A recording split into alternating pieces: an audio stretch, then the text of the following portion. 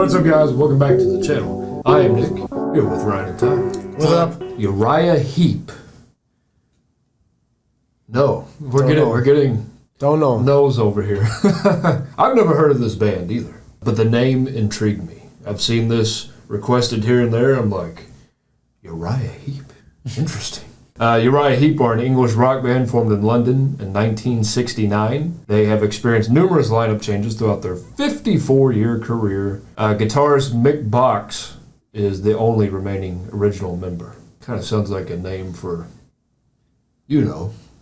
Mick Box.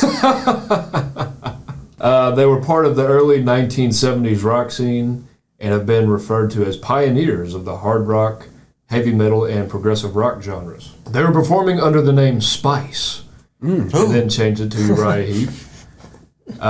They took their name from a well-known character in Charles Dickens' novel David Copperfield. Heep is the primary antagonist during the second part of the novel. They've released 24 albums of original material, 20 live albums, and 41 compilation albums. The band has sold over 40 million albums worldwide. They have been acknowledged as an influence by numerous acts, including Iron Maiden, Queen, Dio, Death, Accept, King Diamond, etc. That interests me because you always forget that there's somebody before you. You know, I've heard music from all those groups, but not this group. So we're going to go with the song Gypsy. I looked on streaming. This one seems to be popular, but it's not one of their biggest hits. It's in the top 10. Maybe, I don't know. This was written by Mick Box and David Byron, who was on lead vocals. The lyrics are about a man falling in love with a gypsy, but her father, the leader of the gypsy tribe, doesn't allow her to be with him. The man later stands up and confronts her father. What an interesting plot. Yeah. This is from the debut album, Very Heavy, Very Humble. Released in 1970, and I must say the album cover looks like House of Wax. A promotion for a horror movie. It's like he just walked into a giant spider web. This is the first track on the first album. There we go. Oh. How appropriate. I mean, you already know we love starting like that. Let's get into it. This is Uriah Heep, Gypsy.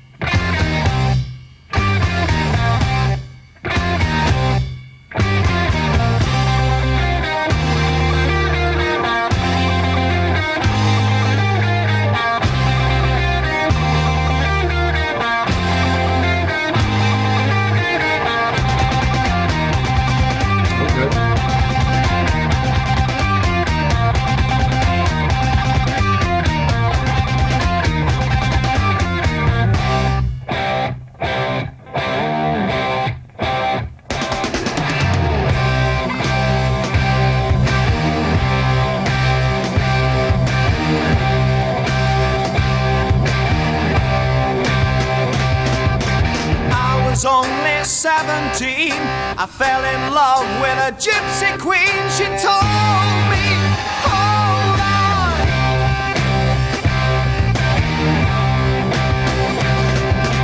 Father was the leading man, said you're not welcome on our land.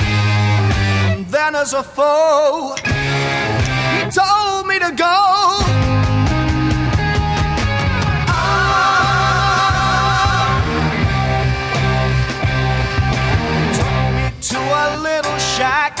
And put a whip across my back, then told her, leave me.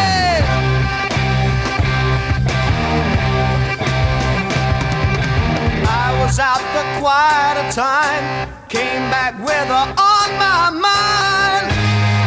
mind. Sweet little girl, she means all the world.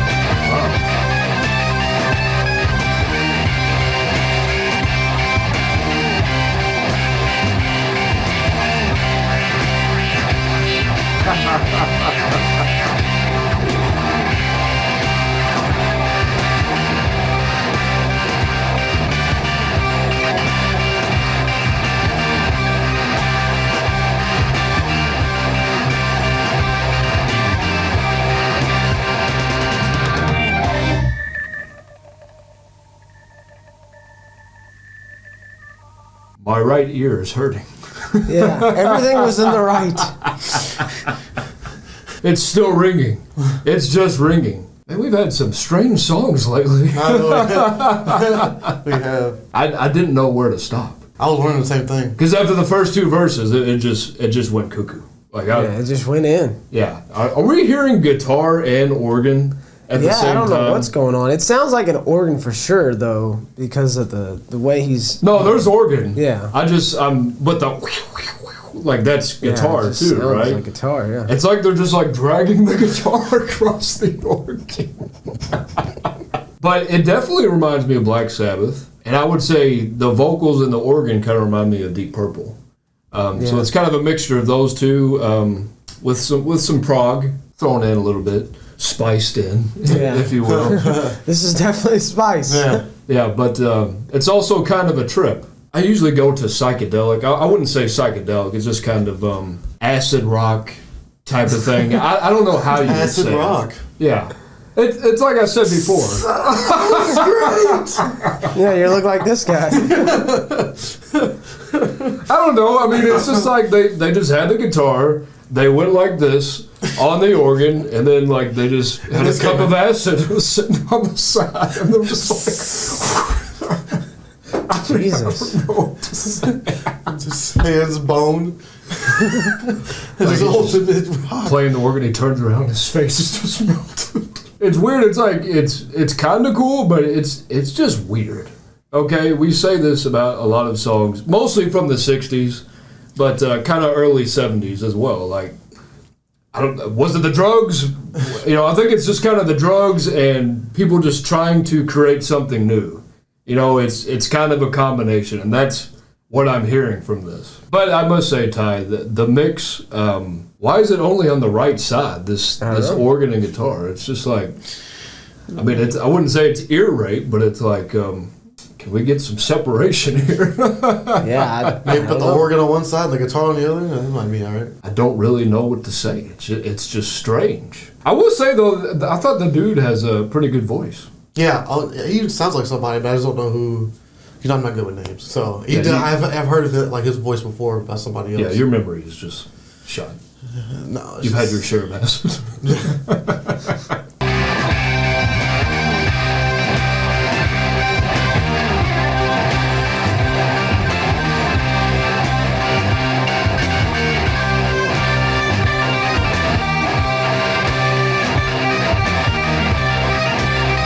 This was fire right here. Yeah. Higher.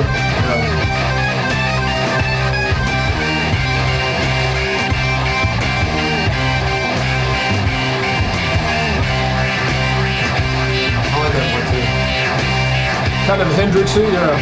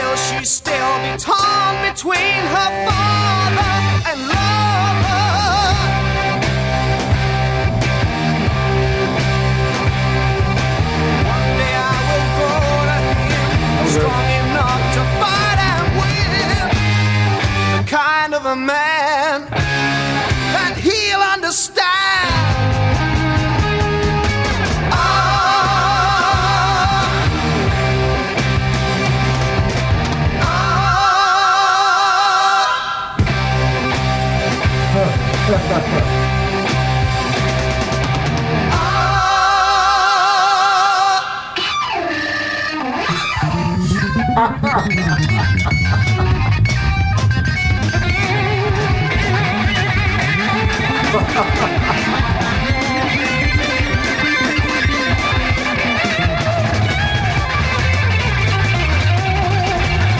my God.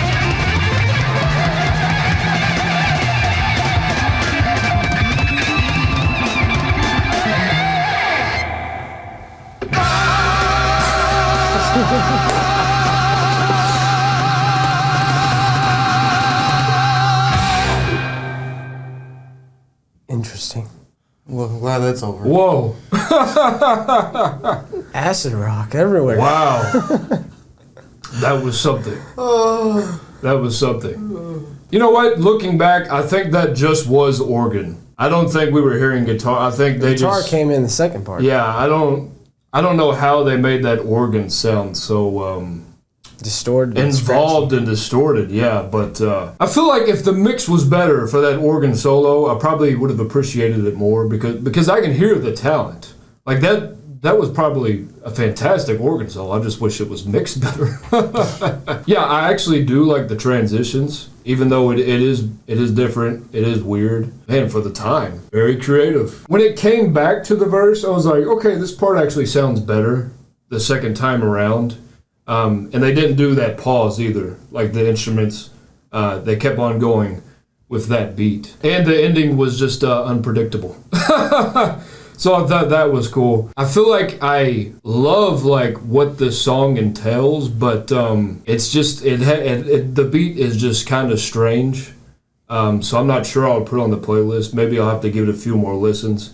But it is super creative. And you guys know me, like I kind of like these weird type of tracks. So I'm not sure if I would listen to this often, but again, just for the novelty of it, just how different it sounded from other things back then. Even in this crowded era of music, I feel like it stands out. And this isn't even one of their popular hits, so maybe they have something that we'll find even more creative than this. So yeah, interesting listen. I thought it was cool. The mix is what it is, but I'm glad that I found this. Like, I think this is like an important song to know. Definitely didn't know who this was. The only Heep that I know was Todd Heep. You know, tight end, Todd Heep. That's the only Heep. I was thinking that. I was like, was his name Todd though? Todd Heep, yeah. Oh, he was good. Tight end, yeah. Yeah, he was. Hey, on Madden, yeah. Boy, had some big games with Todd Heep. The song, it had parts, you know, that I was like, oh, I can see myself adding this to the playlist. But then the other parts, I'm just like, this is really throwing me off.